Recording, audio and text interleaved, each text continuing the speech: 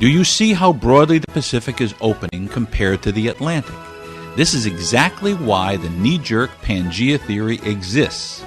The Pacific spread is too difficult to easily visualize because it's so big. The Atlantic spread is so obvious that a child would recognize it, but they are the same.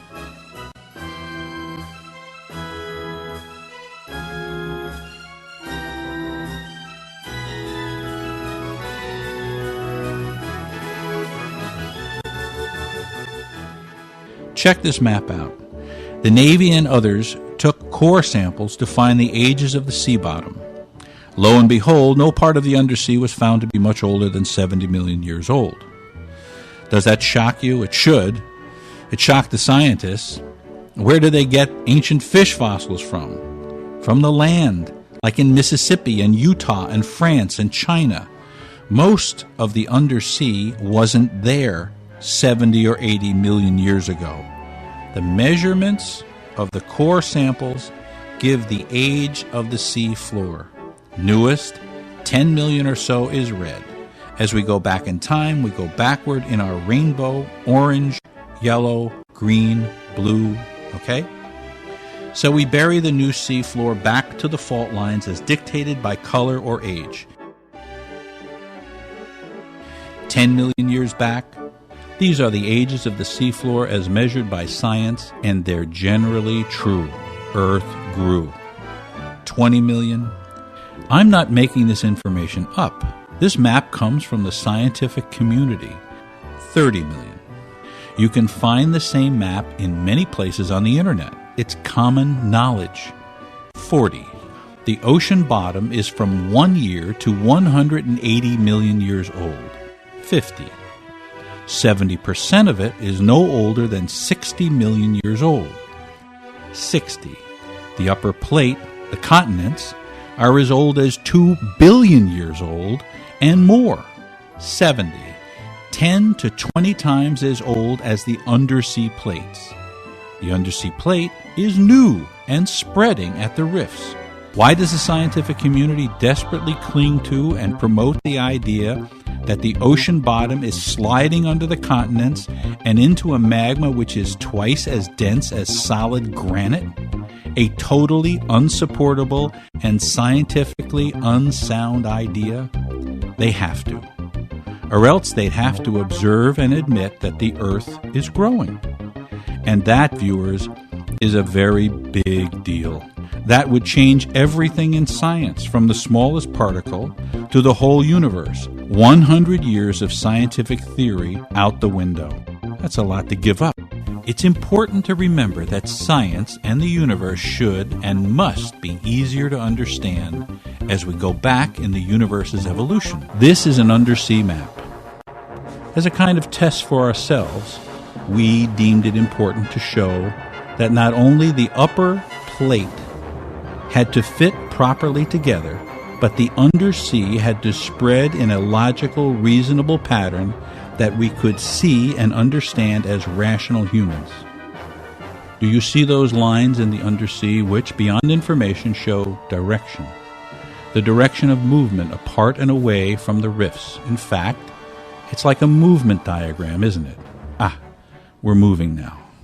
Let me point out that the newer undersea near the rifts is smoother and more regular than the older land further away from the rifts. Here in the Atlantic, the rift goes right up the middle. Half of the Earth's growth has happened since the extinction of dinosaurs. This means that the Earth is accelerating in its growth. In the last 65 million years, Earth nearly doubled in size. The last redoubling took 600 million years, at least. We're continuing all the indicated undersea directions like following a blueprint. The Earth guides us. And now the land masses will come together perfectly.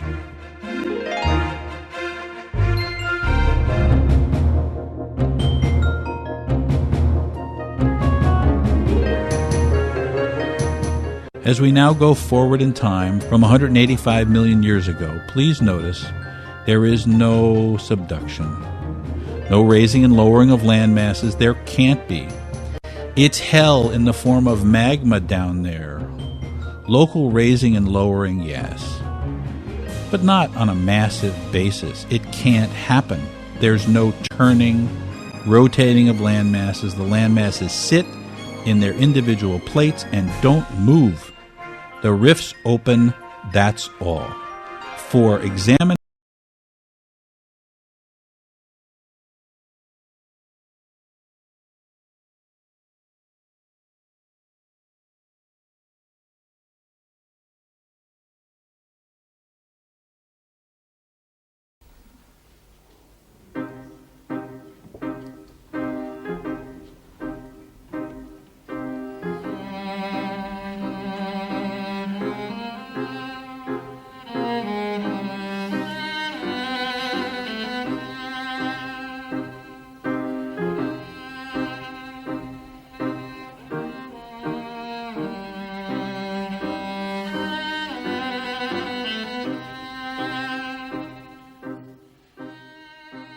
by popular request, I have updated and reproduced my video Ice Age of the Dimmer Sun in 30 Years with a new voice, a new form, with leading-edge discoveries in science added, and with a new musical theme. And to make the content more accessible, I have divided the video's 10 parts into a series of 10 individual videos. The science focus of the series, of course, remains the same as in the original video, being centered on the primal fields that are understood as one of the most fundamental aspects of the science of the universe, the galaxies, the solar system, the sun, and the effects of the sun on the Earth, ranging from the color of the sunlight to solar cosmic reflux affecting our climate that we enjoy and also fear. So what are these all-pervading primal fields then that seem to be affecting everything? In December 2012, the plasma physicist David Lapointe published a series of videos about a phenomenon that he called the primal fields. With his discovery, he takes aim at long-held mistaken theories about the physical universe, including black holes, dark matter, and dark energy, which are not required to interpret the observed evidence of the universe. In his videos, David Lapointe illustrates the existence and the operating principles of the most basic electromagnetic fields that shape the solar system, the galactic system, and ultimately the cosmic environment. He suggests that these basic primal fields, which he discusses, are fundamental to the order and operation of the universe, and are even reflected in the transmission of light and the structure of matter itself, all the way down to its smallest subatomic forms. On a gigantic scale, the electromagnetic fields that he recognized to exist and has explored in the laboratory shape entire galaxies. They are also fundamental to almost everything, so that he calls them the primal fields. In fact, without the primal fields and their effects, our sun, the planets, even the galaxy itself might not have been created, so that nothing would actually exist without them. Star formations in a galaxy typically occurs in intensely focused and compressed plasma that the primal fields facilitate, to the point that nuclear fusion occurs, by which atoms, stars, planets, and entire galaxies are formed. The term primer fields is also justified because on the smaller scale of our solar system, the operation of the primer fields, though they are correspondingly smaller in size than on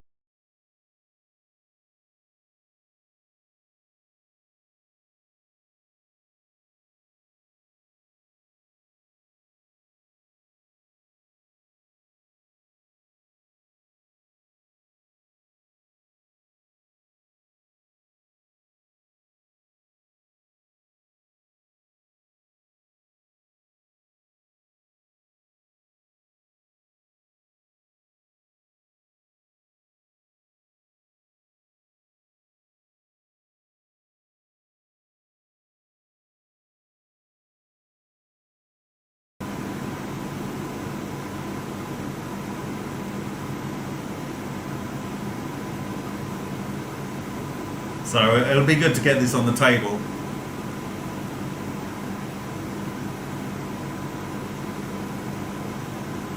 How do you have a ball that cuts something out here and a ball that cuts something or something here, and it just leaves this bit of copper sticking out? I mean, this is not a thermal process in the traditional sense. I mean, there is an elevated temperature, of course, but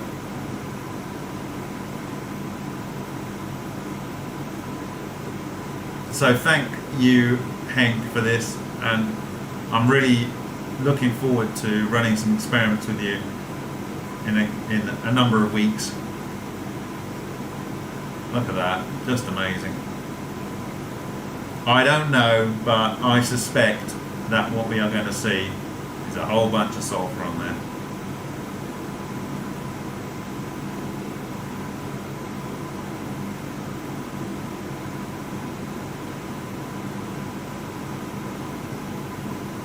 And it's got another microscopic shot here. A little bit different. This is like a cut. Anyway.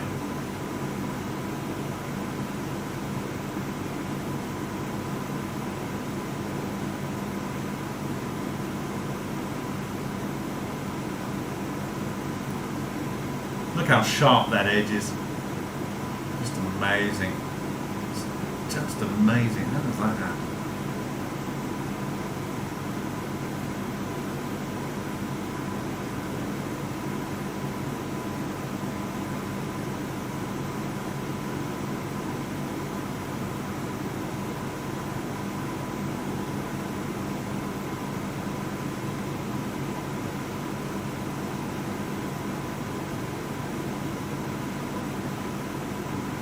So in this video you can see, oh no, I don't want to do that. In this video here, when I get it up,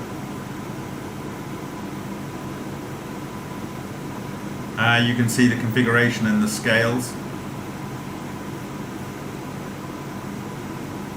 So you can see the thickness of the metal on top relative to that screwdriver tip. I think he pulls it off. Okay, so he pulls it off, yeah. So you can see what happened to the two copper pipes that were in there.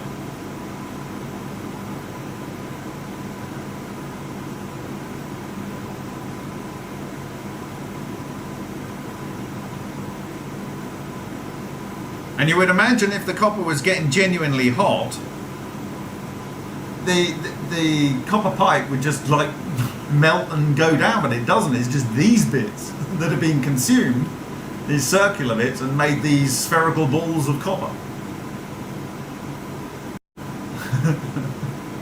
It's great. I love it.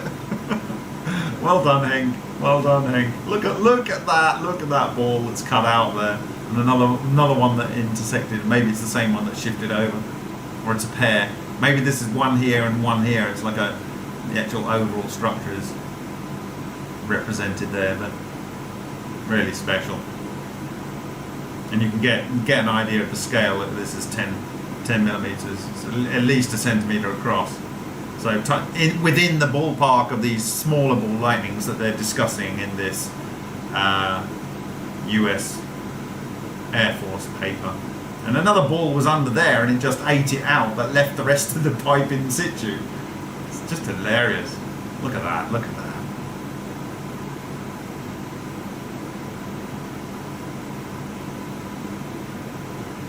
So, in theory I'll have one or more of these segments tomorrow, and on Friday, along with the Vega Valley, we'll be putting those and the calcium carbonate that we treated with HHO.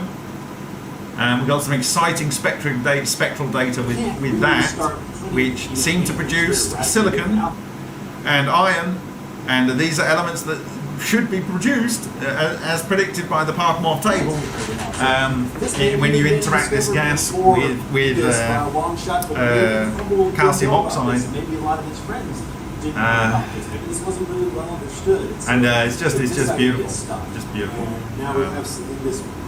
So I think we're really on the cusp of something quite special here. I mean, I've stopped getting very excited about transmutations because you just see it all the time, but I think we're really on the cusp of something expanded. Okay, so have we got any questions? Blues, you probably joined in at the right point. Essentially, there's this paper here, and I've given the links to it in the description of this video, and you can go and download it if you can. If you can't, let me know. And it's from 1995. It was written in 1993, and it's around the time that Takaaki Matsumoto started talking about microball lightning.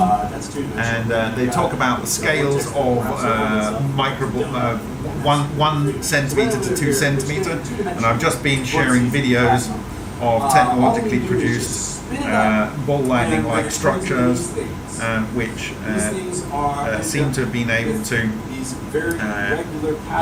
cut out round sections from a copper pipe in a Vega experiment here, leaving these wonderfully sharp tips. Hilarious like behavior. Like, so you've got like a curve here, double curve, like one there. So is this one ball lightning that formed here? Or is it one that was here and it shifted over here, or it's two? I don't know, but I'm going to look at the geometries of this if I get this piece tomorrow in much more detail,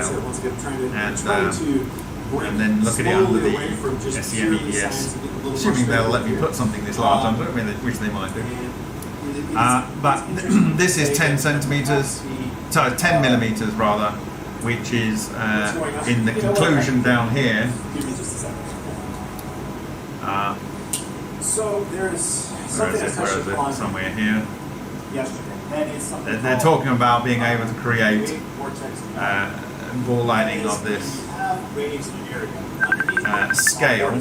So this is something that people. Here we go. It is intriguing that ball lightning as small as 1 or 2 centimeters in diameter have been observed. Observed! Observed! Here it is! We've got it on video, and this is doing what it's doing here. Wonderful. And if this is sulfur, it's the same thing that's going on with HHO gas. And we're off to the races with a whole new... I can. Hello? Hello, Mr. Wet balls. I guess I can.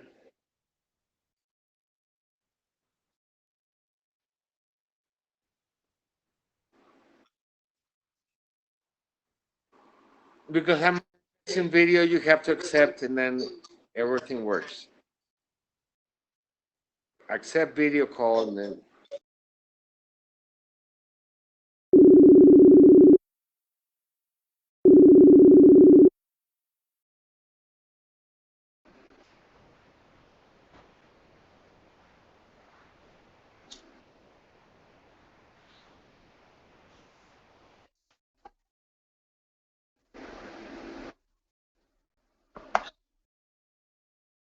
Look at me, look at me, look at me! Give me the order. Give me the order, friend. Say, smoke as much as you need, fucker.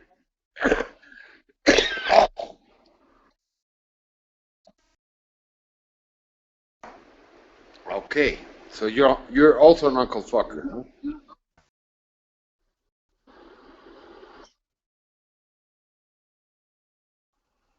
Okay, thank you. I'm sorry I couldn't return your calls. I had a busy day with my dad, and then I went to my girlfriend's parents' home, and I was there for a while.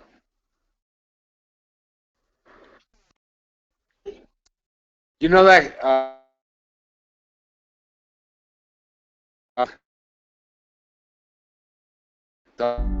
up to go, and I started trying cannabis,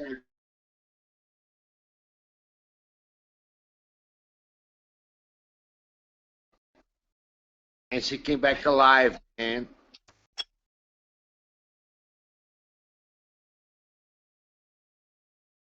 you own something and what? Oh,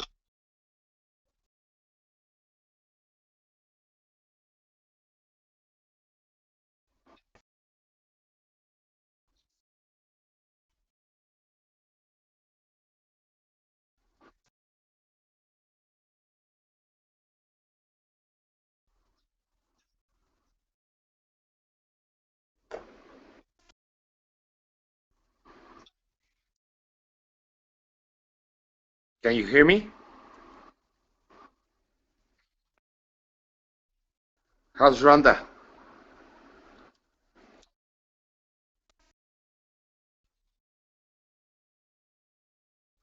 Good.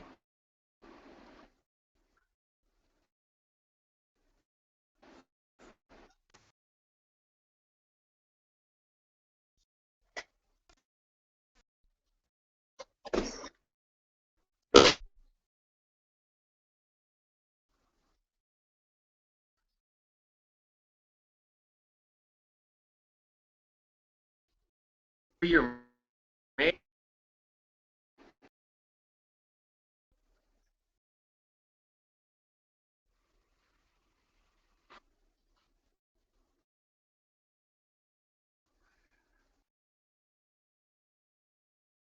So, did I have to read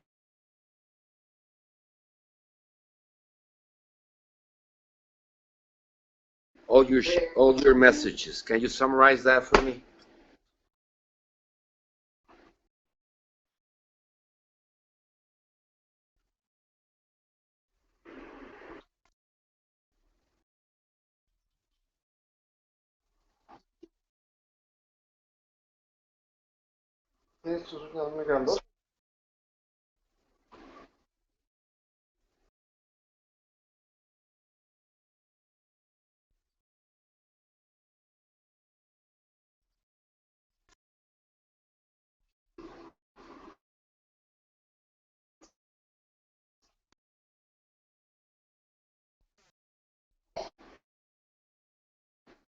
They have.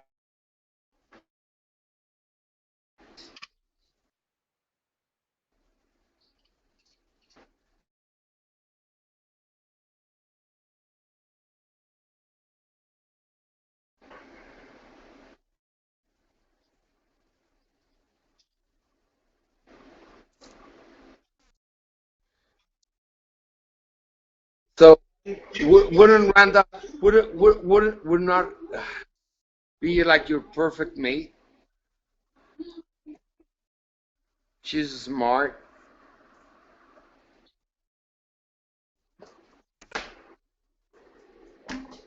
I hope you guys invite her home, bro, or move up there.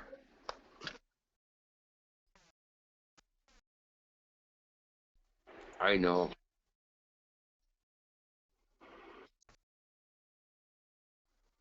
Hit it with a passion, bro.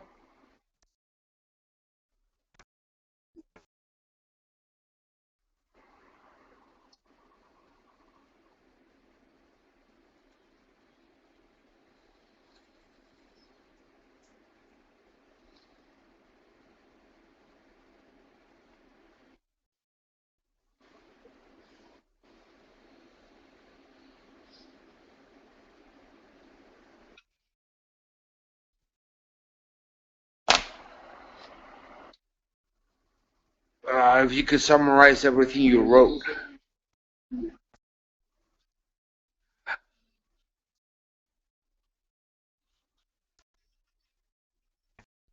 Do you actually type? Do you type everything? Or do you speak and you have that program that you speak and goes and just types it? Because you type a lot, bro. I'm not actually accustomed to read that much anymore.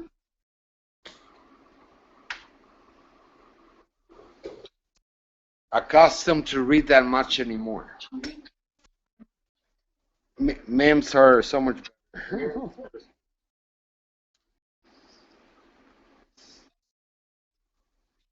I guess my brain has de-evolved.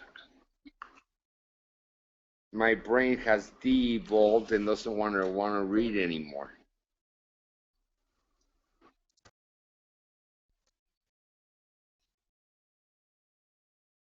Okay then. Okay, what? You want me to read all your crap? Not your crap, but all your thoughts?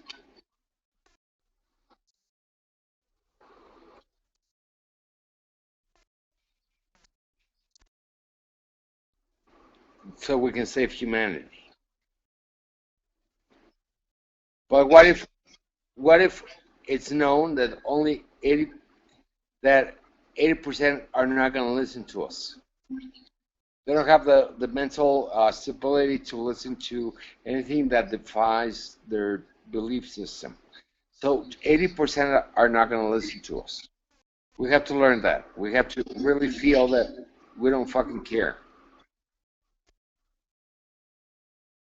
Uh, but I'm smoking the pipe, dude.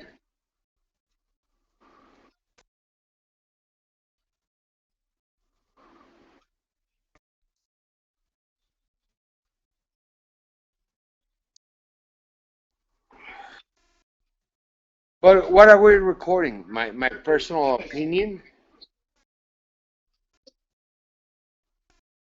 Oh, but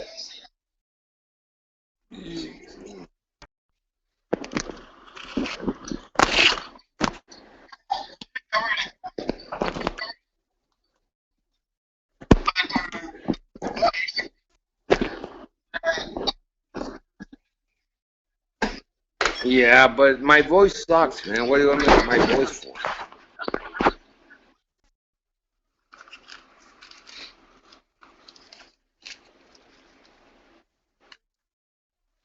My voice is not really fluent. Fluent. I'm gonna keep it smoking, and it's gonna become more fluent and more fluent until it's really fluent. What's your favorite song? Do you have a favorite song that you listen to?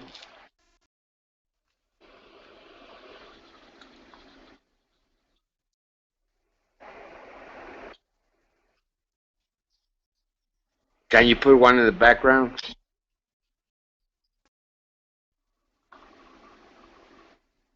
Which one? It says truth. Don't. I can't even see it, man.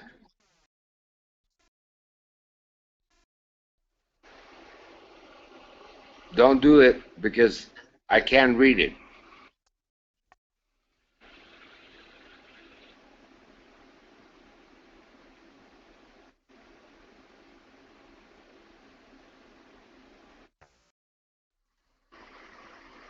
Sometimes people don't want to hear the truth.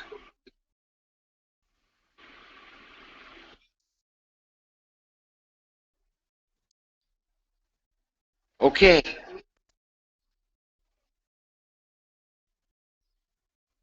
but you're promoting me in the wrong sense, bro. You're promoting me in the wrong sense.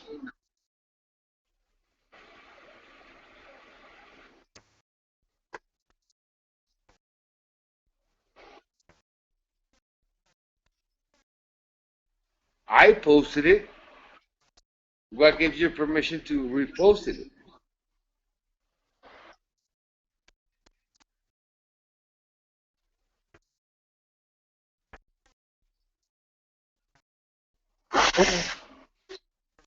Rhonda's the best person for you, man.